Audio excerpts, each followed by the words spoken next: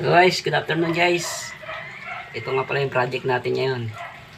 Gumagawa ako ng lagay ng mga pabango, pulbo. Ito guys, oh. Dipinturahan ko ngayon.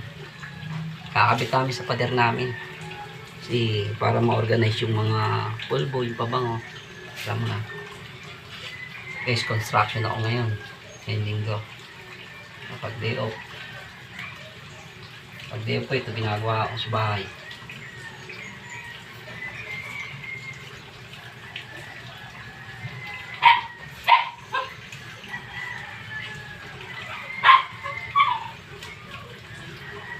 Okay ba guys? Shoutout kay Kambo dyan. Kambo, ito yung ginawa natin. Okay na. Pinipinturahan ko na. Naliha ko na rin.